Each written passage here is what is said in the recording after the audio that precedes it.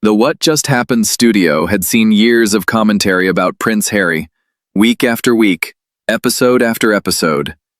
Tonight, there was no distance.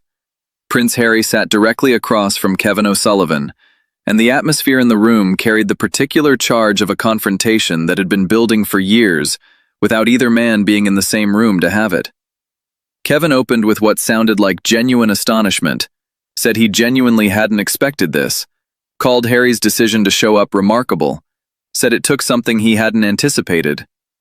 Harry, cautiously composed, settled into what he assumed might be a chance to finally address years of criticism at their source. He was wrong.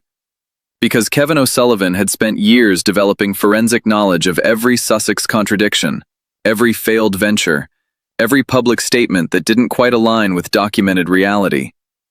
Kevin asked about Highgrove, about the Daily Mail case, about the surname, about William. What Harry said made Kevin's expressions shift from astonishment to something that had been waiting years for this exact moment.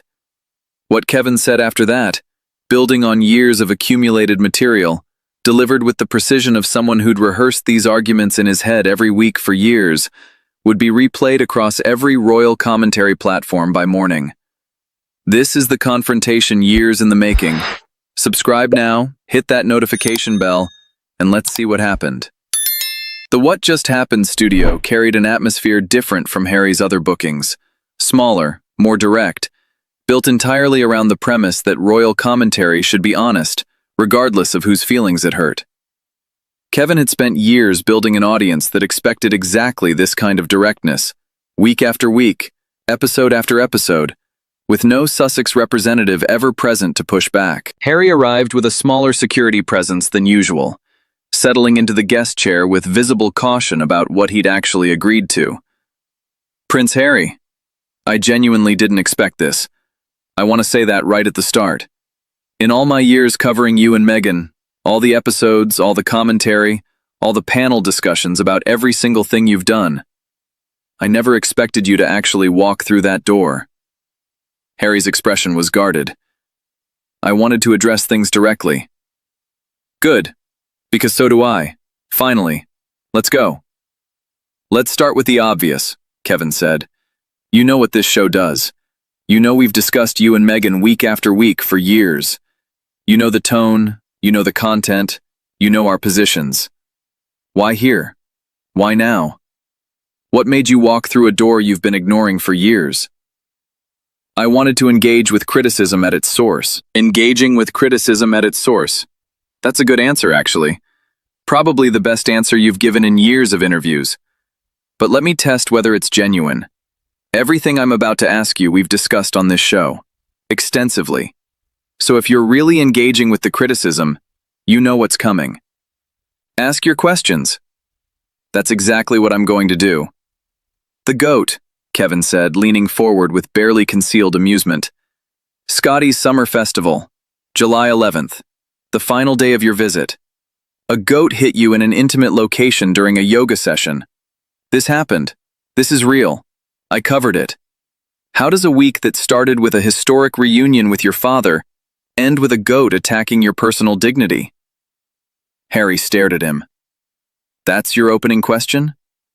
It's been reported. We discussed it extensively. I want to hear your account. I'm not going to discuss that. That's fine, but you came here to engage with the coverage. That was covered. Enthusiastically.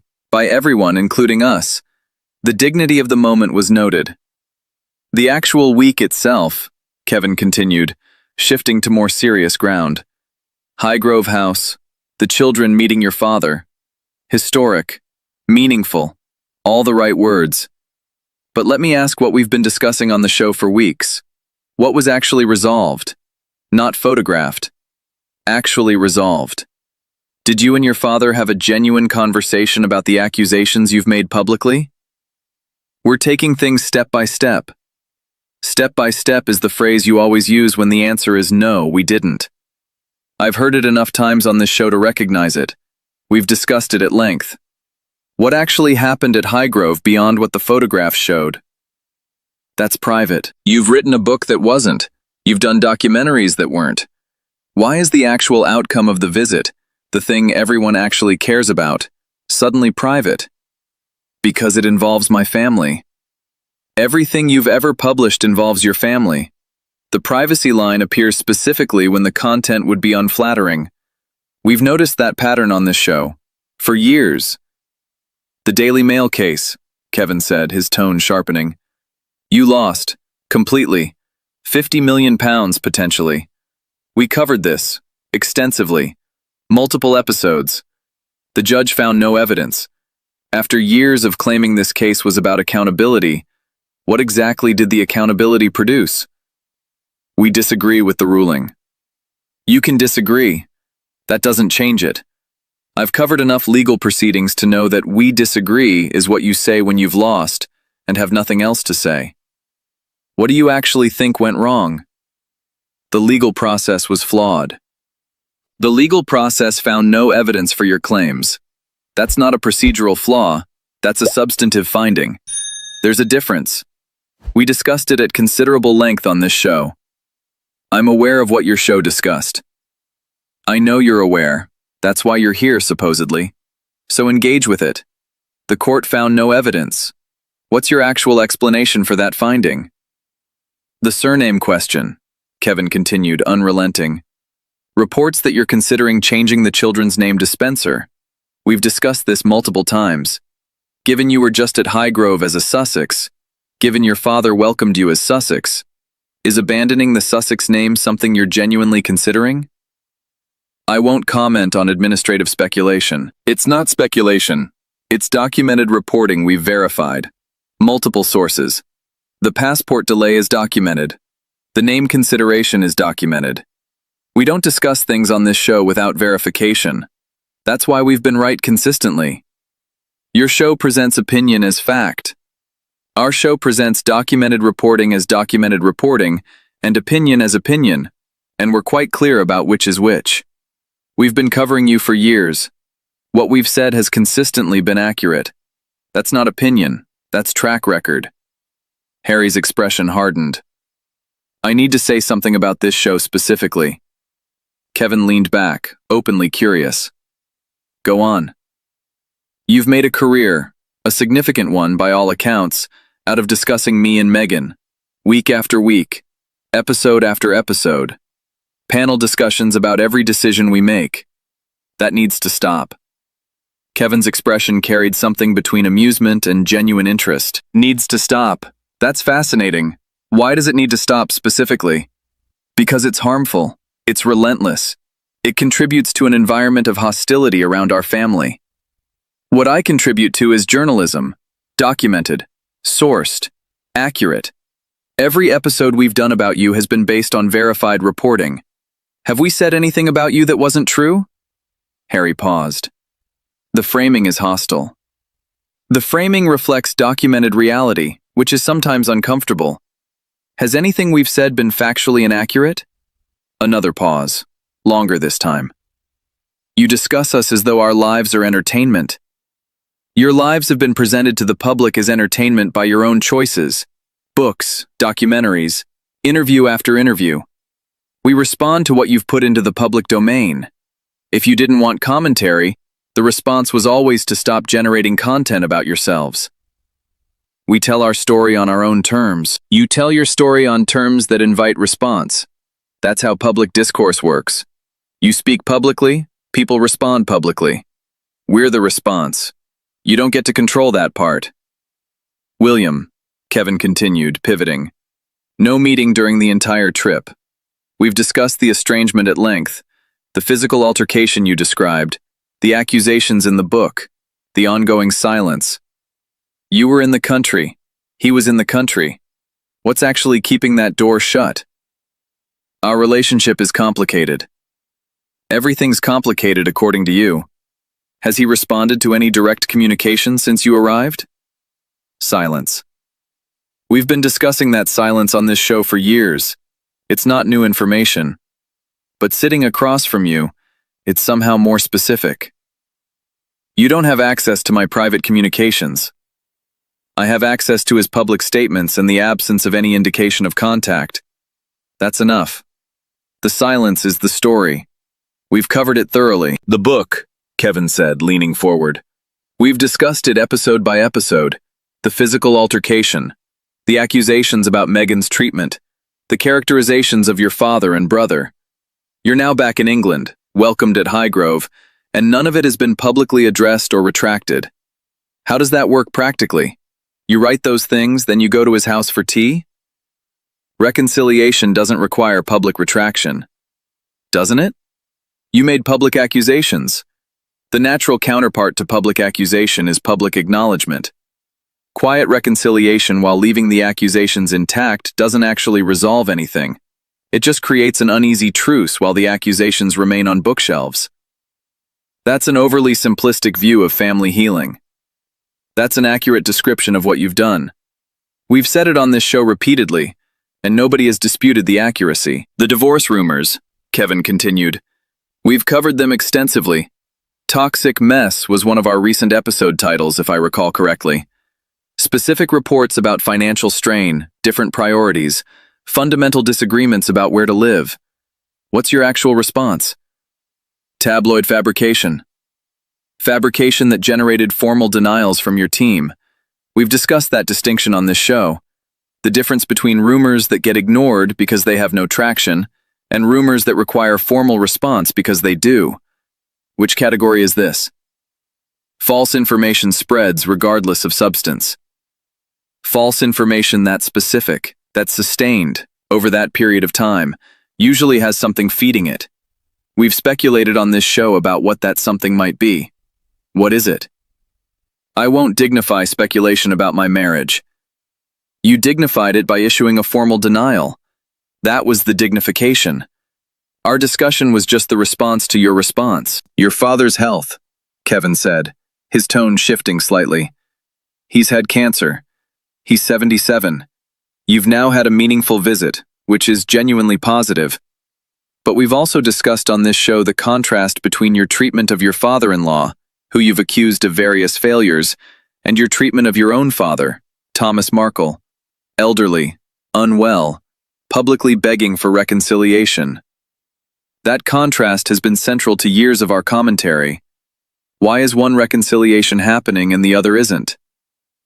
The situations aren't equivalent. We've made that argument on this show, that they aren't equivalent specifically because one involves royal resources and opportunity, and the other involves a man in a foreign country who sold some photographs years ago. The asymmetry is what we've pointed out. You're reconciling with the people who, by your own account, contributed to significant harm, while remaining estranged from a father who made one error. That specific asymmetry is what we've covered. I want to ask about something you clearly prepared for, Kevin said. You came here knowing exactly what this show does. You came knowing we'd ask about the goat, the lawsuit, the surname, William, Megan, all of it. And yet you're here. What were you actually hoping would happen? What outcome did you expect? I expected the chance to respond directly. And you've had it. For 40 minutes. With specific questions about documented events. What's your assessment of how that's gone? Harry's jaw tightened. You haven't asked anything new. Everything you've asked was predetermined. Everything I've asked was predetermined by you, by your choices, your public statements, your documented actions. I didn't invent the goat. I didn't invent the lawsuit. I didn't invent the surname reporting. These are events you or people around you caused or created. The questions follow naturally. You said this show's coverage needs to stop, Kevin said, returning to Harry's earlier challenge. I want to address that directly. We cover what you generate. When there's nothing to cover, we'll have nothing to cover. The episodes you object to exist because the events that generated them occurred. The lawsuit episode exists because you filed the lawsuit and lost it. The surname episode exists because the reporting about the passports exists. The Highgrove episode exists because your visit happened. You generate hostility around those events. We generate commentary around those events. The distinction matters. Hostility would be fabrication or personal attack. Commentary is response to documented fact. We've been doing the second one. Your framing is hostile. Our framing reflects documented reality, which sometimes looks harsh when examined directly. That's not the same as hostility. We've had this distinction down clearly on the show for years. Here's what I find genuinely remarkable about tonight, Kevin said. You came here specifically because of the show's reach, because we've built an audience that follows this story carefully. You came to reach that audience directly. But the audience follows us because they trust that what we say is accurate. You can't separate the audience from the accuracy. They're the same thing. Your accuracy is selective. Name one specific factually inaccurate thing we've said about you on this show. One thing. Documented. Silence. I haven't said anything specific because specific requires precision, and precision is where we operate. Harry stood up. This has become exactly what I expected. Then why did you come? Kevin's tone was genuinely curious, not hostile. Seriously, if you expected this, why did you walk through that door? Because I thought facing it directly mattered. It does matter. But facing something directly means engaging with it, not shutting down when the engagement gets specific. You've answered some things, deflected others, and you're about to walk out. That's not facing it directly. That's performing the appearance of facing it while actually avoiding the specific parts. Harry moved toward the exit. You'll keep doing this show regardless of what I say tonight. We'll keep doing this show as long as there are events to cover, yes. If you stop generating events, we'll cover other things. The show's existence isn't about you specifically. It's about honest commentary on what happens publicly. You happen to have generated considerable public content. You've built an audience on our misfortune. We've built an audience on your own public choices, which is considerably different. The misfortune, as you call it, has been self-generated. The lawsuit you chose to file. The book you chose to write. The accusations you chose to make publicly. The business ventures you chose to pursue. We comment on choices. You make them. Harry paused at the studio door. History will show who was right. History will show a prince who walked into a studio that had been discussing him for years, had the first real opportunity to address the specific documented criticism directly, deflected most specific questions, made a general complaint about the show's existence, and left. That's the historical record of tonight. He paused. History will also show that every specific thing we've discussed on this show has been accurate. The lawsuit, the estrangements, the business failures, the surname, the goat. All of it happened. All of it was documented. All of it was covered accurately.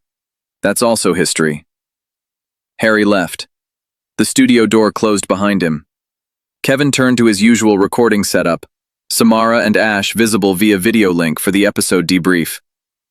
Well, that was the most remarkable thing that's ever happened on this show. Samara looked genuinely stunned. I didn't think he'd actually come. Neither did I. And what happened when he did was exactly what we've been predicting would happen if he ever faced direct questioning. He answered the things he could answer vaguely, deflected everything specific, told us to stop doing the show, and left. Ash added, the demand that we stop covering them was extraordinary. It's the most revealing thing he said all evening, Kevin agreed. Not, you've said things that aren't true. He couldn't say that because we haven't. Stop covering us is what you say when the coverage is accurate and you don't like the consequences of your own actions being documented. Here's what I want to say about tonight specifically, Kevin continued. We've spent years on this show discussing Harry and Meghan from a distance because they were always at a distance. Tonight he was in the room. And what I found was that the distance was protective, not for us, but for him. From a distance, he could be discussed without having to engage. In the room, he had to engage, and what we saw was someone completely unprepared for specific questions about specific documented events. He shook his head. The goat question bothered him more than the lawsuit question. Think about that. He deflected more easily on losing a case that cost £50 million than on a farm animal's behavior at a veterans festival. The goat somehow got through in a way the legal failure didn't. That's an interesting hierarchy of discomfort. What stays with me, Kevin said, his tone growing more reflective, is the demand that we stop. Years of coverage, hundreds of episodes. Everything we've said has been accurate. He couldn't dispute that specifically when I asked him to. And his response to accurate coverage he finds uncomfortable is to demand it ends. He looked directly at the camera. That's not how journalism works. That's not how commentary works. That's not how public life works when you've made yourself spectacularly public for years and then found the documentation of your choices uncomfortable. We'll keep going. Because accurate coverage of documented public events is exactly what this show is for. For Kevin O'Sullivan, the interview became the culmination of years of commentary finally meeting its subject directly. Proof that the accuracy of years of coverage couldn't be disputed even when the subject was sitting in the room to dispute it. For Prince Harry, it was uniquely revealing. He'd come specifically to address the criticism at its source. What he discovered was that addressing criticism at its source requires engaging with the specifics of that criticism, and the specifics were exactly where he consistently couldn't go. Kevin asked about Highgrove. Harry offered step-by-step. Kevin asked about the lawsuit. Harry offered disagreement with the ruling. Kevin asked for one factual inaccuracy. Harry offered only silence. Kevin asked why he'd come. Harry left instead of answering. And in that departure, in that inability to engage with specific documented questions from someone who'd spent years preparing to ask them, everything anyone needed to know about the gap between Harry's stated intention of addressing criticism directly and his actual ability to do so became impossible to ignore. That's the whole story. Years of commentary, hundreds of episodes. He finally walked through the door, and when asked for one factual inaccuracy in years of coverage, he had nothing. What does that tell you about the difference between facing criticism and simply performing the appearance of facing it? If you want more content that holds the line on documented accuracy, subscribe, turn on notifications, drop a like. More accuracy, more documentation, more of what years of honest coverage teaches you about the difference between facing something and simply showing up. Stay with us.